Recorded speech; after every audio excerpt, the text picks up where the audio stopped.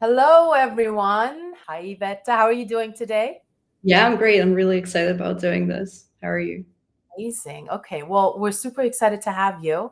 Um, to everyone else outside of Yvette, we are really excited to have our next webinar in the final round webinar series as hosted by Tech Interview Coaching. And today's topic is really interesting, very, very relevant for today's culture. And it's about product management from execution to influence and leadership. So it's about being able to get out of your comfort zone and really be able to think higher picture, higher, decision-making level. And I am Hande Orman. I'm the co-founder of Tech Interview Coaching. I'm the behavioral go-to coach on the Tech Interview Coaching team. We have been doing this for the last about 5 years or so. We started prior to the pandemic. And Tech Interview Coaching is sort of trying to pay it forward. I'm an ex-Amazonian, as is the co-founder, Andrea de la Corte, and we are assisting other people in placing roles at FANG roles. So that's the Facebooks, the Amazons, the Netflixes, the Metas of the world. And we're also offering career advancement coaching. And we've been doing this webinar series for a while now, and this one is super, super important. Why is this topic important? Only 34% of PMs believe that they have strong executive influence. And that's a pretty small percentage. Yvette, I'm sure you agree. It's something that we need to help them to get out of that mindset. Having said that, I want to spend some more time talking about Yvette's background. She has been with us for the last few years now as a coach. She's a professional coach.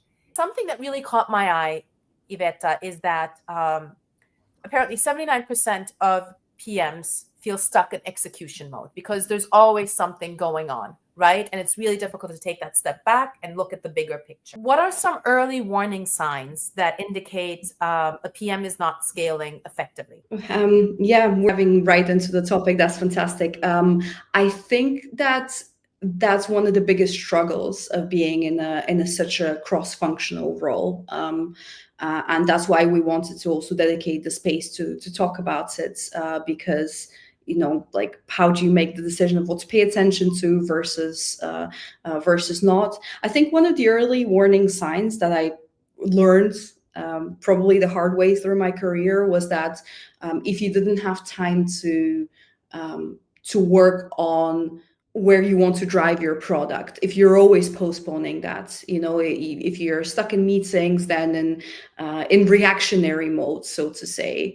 So you see something on Slack, then you spend the next half an hour trying to tackle that. Not that it's not important, but then at the end of the day you realize that you either have to perhaps stay over. I think this also requires, Iveta, correct me if I'm wrong, but a good manager as well, right? Someone that keeps reminding you and allows you time and resources to, like, spend a day at a conference or something, a PM related conference, something like that. Good management, I think, plays into this as well, right? Oh yeah, definitely agree. That's one of the other things that I wanted to mention, is that not being stuck in execution mode. For that to happen as a PM, you have to sometimes, stop wearing many hats, and that's also an organizational problem. So it depends very much on your context, on your manager. Totally. And what would you say are the biggest misconceptions about scaling as a PM? I think that one of the misconceptions would be that you have to do it all. So I think we've all had that slight fear of, maybe not doing enough, or dropping things, or like not paying attention to things. So I think the misconception of you have to do it all, you really don't. Though I think one of the takeaways from today, and that I've also had recently, I don't know, be focusing on higher leverage activities. Okay, so Ruby's asking, thank you for the question, Ruby. Have you ever had senior management micromanage you and demand products from you? If so, how did you deal with this? Yeah, I think thank you, Ruby, for that question. This is amazing, because it's I think you've nailed one of the biggest I think problems of the profession, because you're meant to be driving visions and roadmaps and also execution in some cases, right? But also you work within an organization that has senior leaders, and they can be from a variety of disciplines that can have opinions on products. So basically, good product ideas can come from anywhere. Product opinions also come from anywhere within the organization. So I've definitely had cases like this. Maybe not so much demanding. That depends on whether, like, what kind of culture the organization has. Like, I'm going to caveat with that because it doesn't always work, right? So I think light challenging of people is helpful, but like in a really respectful way. So saying, like, I'm on board, I want to support you, I want to collaborate with you on this, but could you help me understand? Like, can you explain to me why this is needed? Like, basically understanding what's behind people ask. So in this way, the conversation becomes different. You have to understand what kind of conversation you need to be having. Like, is this a genuine need? Is it like a data-driven need? Is it a need driven by someone's idea who really believes in it without it being data-driven? So just really unpicking like where that ask is coming from. But then also like valuing your own time and saying, well, we're happy to meet this deadline, or I'm happy to meet this deadline, but it will have to come at the expense of maybe something else, right? And letting them understand that there is a trade-off for you to do your job effectively. Yeah, that's also a great point, Hannah. Thank you for that, because I think it's a coaching question as well, is, what do you not want me to do in this case? Like, kind of flipping it. It's a very useful tool to have. What is the cost of not scaling? So what are the career risks of staying too long in a purely execution mindset? One obvious risk is that you wouldn't be in leadership roles, right? But I want to say that with just to be very mindful of the fact that not everyone has to go into directorship or like being a vice president or whatever there is. Different people have different needs, different career needs, a day-to-day perspective, and from like the delivery perspective, you're just probably not going to be spending enough time, researching and doing strategy building, and that's going to down the line impact the product because you're going to be reacting to things. And what would you say are common mistakes that prevent PMs from being seen as leadership material or as being strategic thinkers? I think sometimes people are, but they don't show it. And by show it, I mean there's so many organizations sometimes are really large, right? So just coming back to the old chestnut, the visibility, right? So are you going in front of the right people and telling them about what you're doing and why you're doing it is probably one of the big ones for me. Thank you, Iveta. I think that is sort of the biggest problem, right? You get stuck in this execution mode for too long, and you start thinking and acting like just a cog in the wheel, but you need to be able to take a step back and prove yourself, right? Let's go into thinking more like what is developing a strategic mindset as a PM, which is also very crucial. How should PMs think differently about success beyond just feature delivery, which is sort of the day-to-day?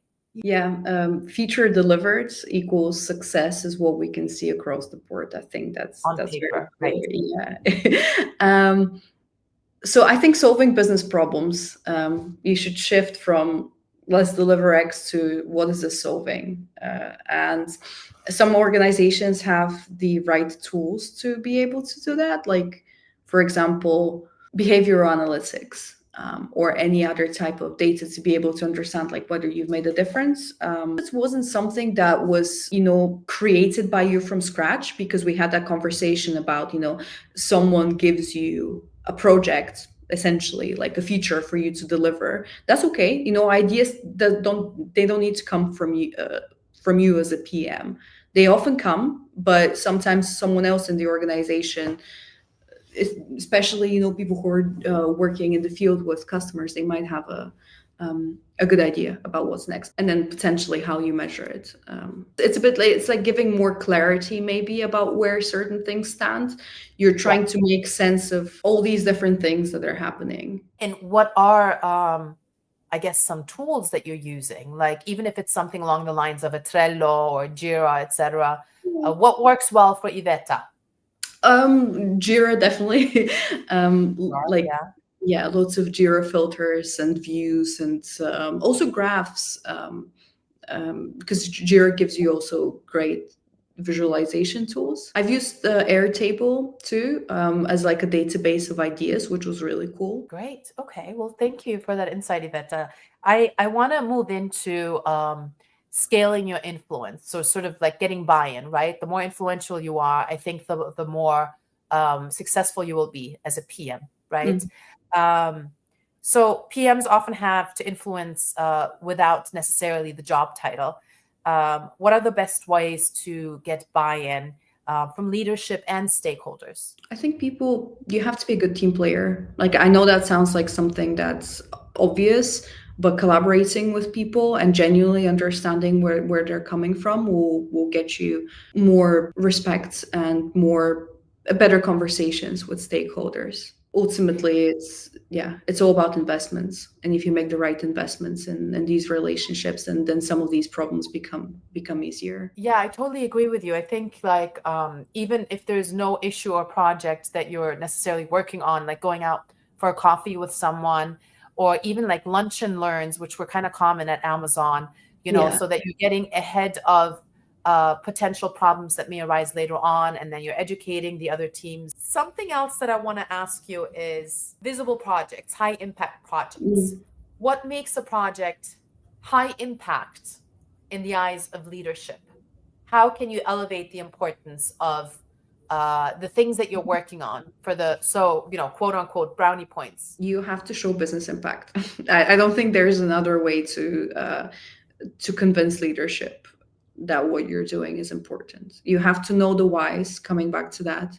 You have to understand why you're doing this, hopefully have the evidence as to why you think it's going to work. And a lot of the time, if they're already aware of the problem, great, because then you're solving a problem that it's visible to them. Whatever channels you have internally in the company, right? Whether it's Slack, whether it's some sort of presentations, maybe even schedule one-to-ones with these members, but obviously don't waste their time. Like, you have to be very mindful when you're engaging. That has to be the right type of engaging. Totally. But you could, yeah. And what's the best way to approach leadership with a new idea or a strategic proposal in the same line of elevating yourself as a valuable team member? I think that's one of the most difficult things to succeed in. But yeah, have a solid proposal, I would say.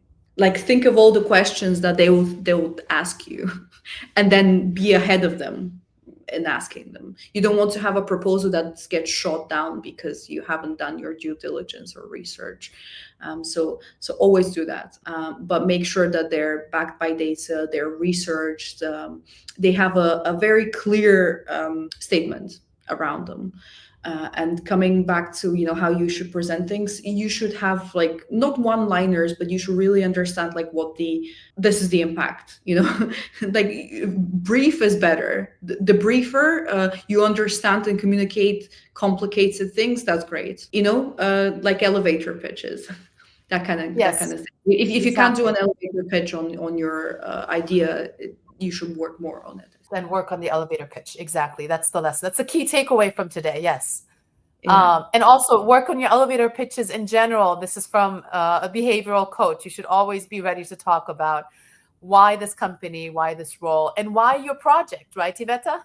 Absolutely, 100%. Yeah. I have a question that I think arose in the comments section of the LinkedIn event, which is how can product managers retain engineers' trust while scaling, ensuring that business strategy and vision don't create a disconnect from the immediate technical realities like tech debt and present day challenges? It's a lengthy question. Yeah, so that's one of the other challenges. I have a lot of empathy for engineers. I think showing that you understand sometimes showing the realities of the business that they might not be familiar with. So that kind of two-way conversation. So understanding the cost of not doing something is another way of tackling that, because sometimes the cost is very high, especially when it comes to technical debt, and that should be made visible to leadership, right? But also support them in their desire to improve the maintainability of the product. Like if you can do that, but also, execute on your roadmap if there are any smaller items as well that you can bring forward, or even not smaller items. Like I've actually been parts of rewrites when they made sense in certain parts. Like they should understand you, but you should also understand them, right? And I think that's the whole meme around PM EM sort of friction scenarios. This is more of a follow-up. Yeah.